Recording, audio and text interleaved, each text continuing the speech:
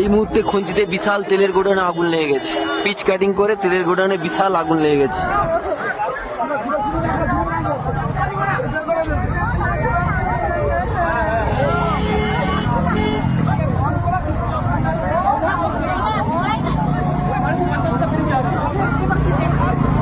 তেলের pitch cutting করে তেলের গোডাউনে আগুন লেগে গেছে এই মুহূর্তে। খঞ্চি নন্দকুমার।